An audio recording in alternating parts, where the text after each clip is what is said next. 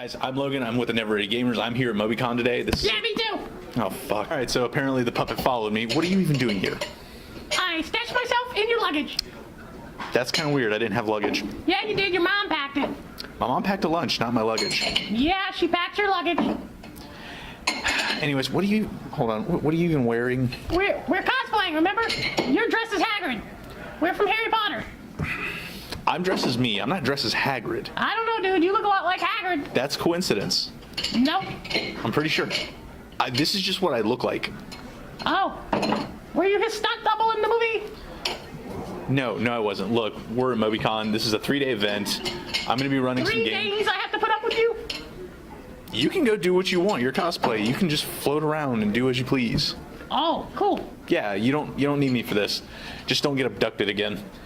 Oh. I'm going to be running Rising Sun for the entire weekend. It should be pretty fun. Just teach people how to play Rising Sun, and I'll have some interviews. Go look around the convention floor. Go look around. You're going to make more people talk to you? I don't make them talk to me. I ask them, and they agree. Do you drug them first? No. Oh, okay. Don't want you to go to jail too. Why the hell would you think I drug people? Why else would they talk to you? Because I'm personable. We discussed your perishableness earlier. Anyways, guys, welcome to Mobicon. Also, this video is brought to you by Macnarb Gaming. You can find them at www.macnarbgaming.com, or you can find them in Goshen, Mississippi. So all that will be down below. Any information of people I talk to will also be down below. Guys, we'll see you in there. Bye. Nobody cares. So I just got to demo the Rising Sun board game. It looks like the Koi Clan came out on top, just barely, really, with one stronghold the entire game.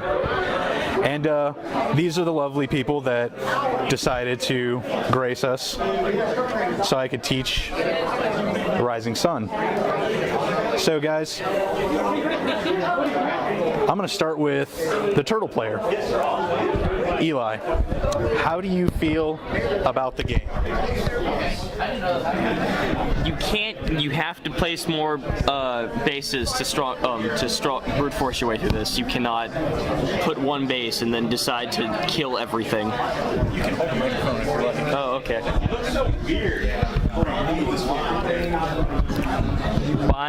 Buying a bunch of demons is probably a bad idea. But did you have fun? Oh yeah, I had fun. This was a fun game. Would you play it again? Yes, definitely. Turtle Clan again? Yeah.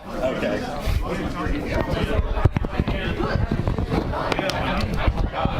Hey, I could have won, but I lost because I'm a dumbass. Will that be bleeped? Oh, okay. And it's actually a beautiful game. It's aesthetically pleasing, and the blue dudes are our boss.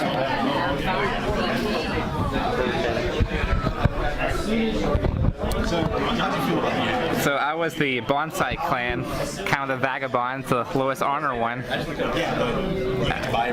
Yeah, I feel like they kind of have connections everywhere. But yeah, nah, it was a cool clan. I liked it a lot. I was able to get the strongholds out there. I just ran out of units to place. Yeah. So maybe if I had a little bit more monsters with mine, if we kind of just traded strategies a bit, it probably would have been a little better. This is the first time you're playing this game? Yeah, first time. Would you play it again? Definitely would play it again. Even if you're not, you should listen to that. You don't want to play your games.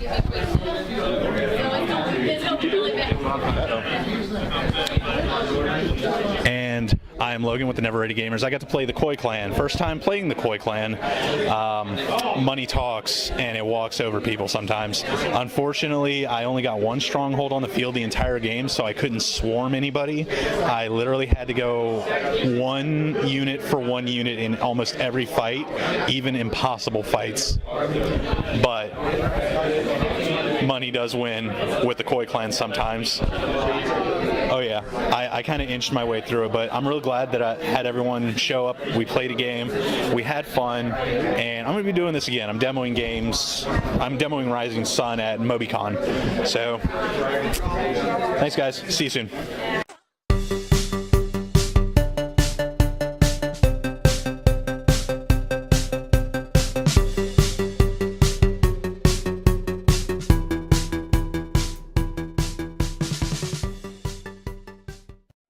Hey guys, here at Mobicon, ran into an old friend, Mr. Kidder. Nice to see you again. Nice seeing you, bud. So, Mr. Kidder is the co-creator, right? Yes. Of Tortured Earth. Tortured Earth is an all-encompassing sort of RPG where you can literally take a map of where you live, so Google Maps, print it out, and start playing. And I wanted to catch up and see what kind of stuff you come up with. Well, I'll tell you what, right now we're actively writing again. We're in the process of creating our new creature list. Because we're encompassing science fiction, fantasy, and horror, one of the things that we're doing is we're actually starting to build races specific to those sci-fi worlds. So if any of you ever seen It Came From Outer Space, the old 1950s show with the alien that had the big bubbled head and tentacles hanging down and floated around, we have it. It's now in our system. We've also created a lot of unique non-humanoid races. We're trying to push the envelope of role-playing so when our players sit down to play, if they want to really try to imagine living in a whole other universe, we'll have the life forms to support it. We're also creating entire ecosystems for those new worlds.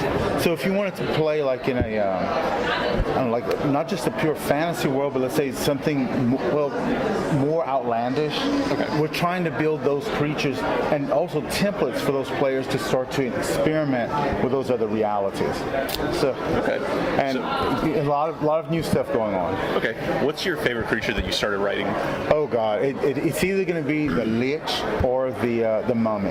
Okay. Both those creatures are actually you can become them. They're a mental parasite that actually basically takes over the person, and they become that creature. So anyone has the potential to become a Lich or a Mummy now as a disease. Okay, so you're playing with the archetype of what a Lich actually is and a Mummy and everything is. Structurally, how do they differ from a lot of traditional like Dungeons and Dragons or anything like that? Well, first of all, like our Lich, it's actually a mental parasite. So unlike the D&D where you know it's just an old wizard that dies and just kind of never gave up. Like you take your soul, put it into something. Exactly. Well, now with our Lich, with our version of a Lich, when you become infected with the disease, you go through this transition period where the disease itself causes you to become more fascinated with death. You start experimenting with keeping victims on the cusp of life and death. Okay. All right. So when you cross over, when you actually reach this critical threshold and become a true Lich, you spend 3 days coughing up this crystallized version of your soul. You literally reject your soul as part of that is your phylactery. Okay. Well, now you take that phylactery and that becomes the core. You can teleport your soul, if you would, back to that phylactery, and you have that. And of course, the Lich will keep a kind of like a mad scientist lab of corpses available to them so that they can transfer themselves into. Okay.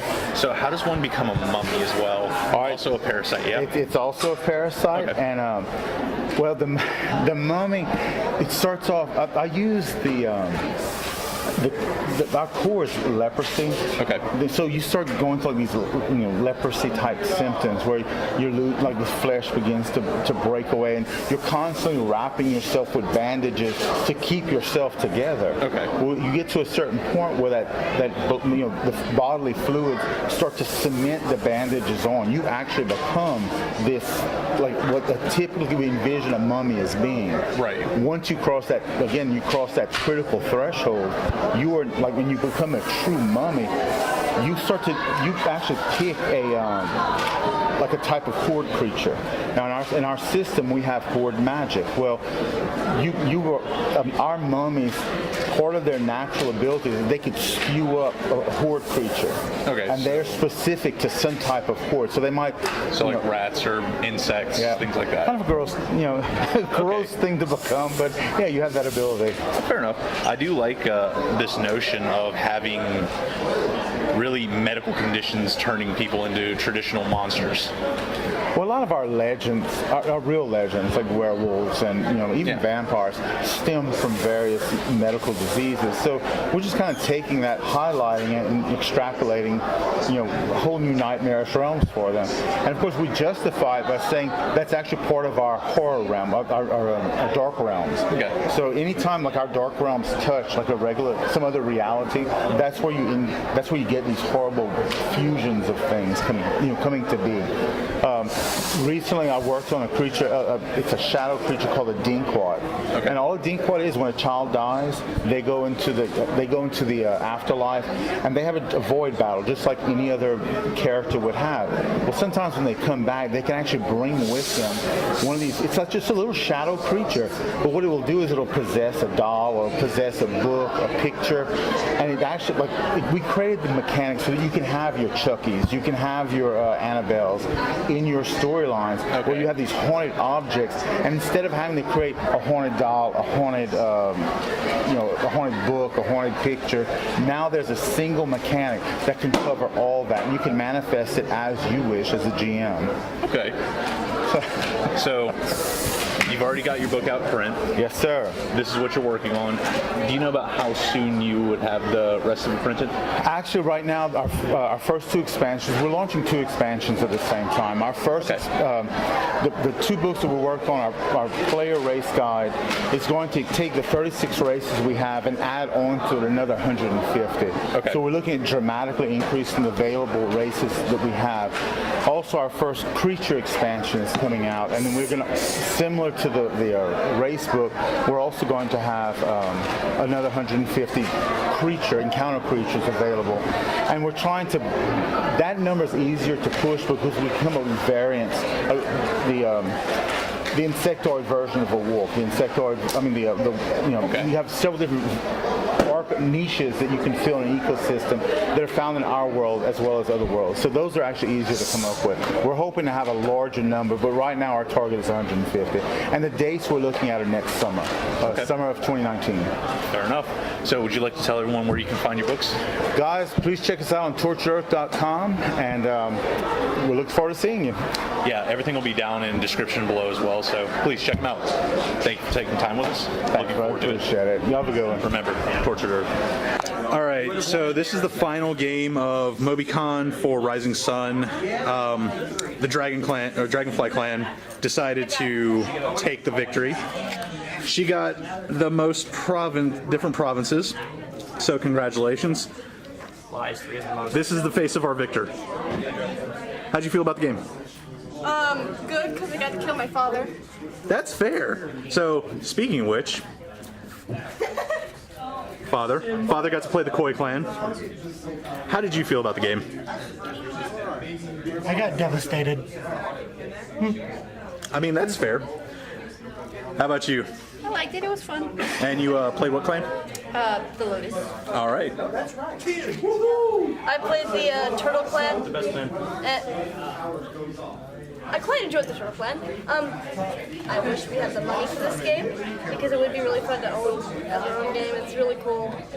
Have a lot of fun playing it. It's a really long-term game, like the whole evening, but it's really fun. Okay. So, our Victor, how did you like the game? It was fun. Okay. I killed my father.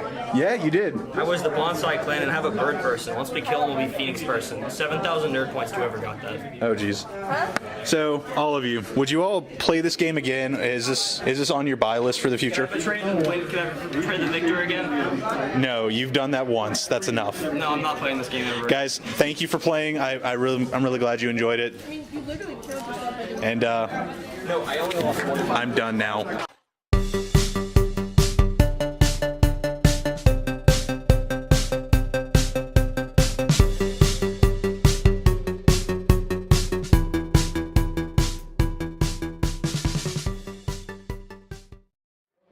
Hey guys, got another interview with you. Hi. Hi. How you doing? I'm super. If you could, tell everyone who you are and what you do. I'm Jeremy Long. I'm the founder and owner, runner, everything in charge of the Huntsville Comic and Pop Culture Expo. Happens annually, conveniently, in Huntsville, Alabama. All right. And you said that's the largest show in Alabama?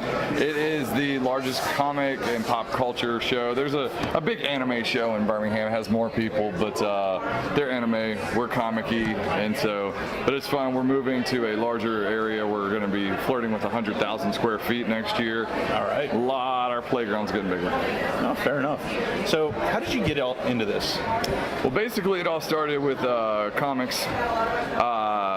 I started buying and selling comics, started doing shows, and would do shows down in Birmingham, up in Nashville, over in Memphis, and every time I would have to go to a show, there was never anything in Huntsville.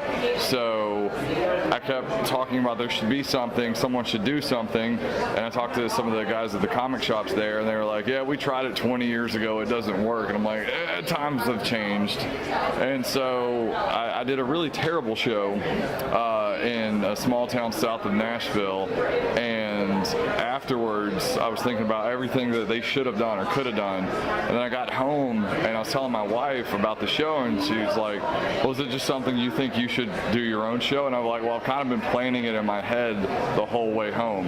And so the idea was born, and we started small. We were expecting about maybe 400 or 500 people the first year, and we had 1,500 people show up. And then the second year we doubled attendance, third year we almost doubled attendance, so it just keeps getting bigger and bigger. We're getting better guests, we're getting better vendors, everything's bigger and better, so it's a work in progress. So you found a niche that wasn't really being catered to and just exploded. Yep. Huntsville was in need of something, and so we tried it. We went safe, we went small the first year, and just to test the market, and it tested well. Okay, so after you pack up with this, where are you planning on going next? So the next show I'm doing is in 2 weeks in Birmingham, Magic City Con, at the Winfrey Hotel there at the Galleria in Birmingham. So it's a big show too. It's similar to Mobicon. It's a little bit bigger, but it's multi-fandom, lots of panels, lots of gaming, all sorts of fun stuff. Fair enough. So guys, if you're looking for comics, Funko Pops, I found a Funko Pop that actually is really hard for me to get to. Like those Killmongers went out the same day. They had hardly anything there. Oh, yeah. I got lucky. Oh yeah, me too. So thank you for that. Thank you. And thank you for sitting down with our interview. If you want to tell them where to find you specifically, I'll also put everything in the description below. Okay, cool. Yeah, you can check us out on Facebook, Instagram, and Twitter. It's just HSV Expo, and that's our website as well, hsvexpo.com. All right. Thanks very much. Thank you, sir. Good luck with your next shows in the future. We'll see you. And with that just concludes Mobicon. Thank you, everybody. Thank you for all the time, the fun, the attendance. Thank you, Mobicon. Thank you, Renaissance and Mobile. Thank you, McNarb Gaming. I had a blast. I'm going home to edit this and probably pass out. I've been Logan with the Never Ready Gamers. Later, guys.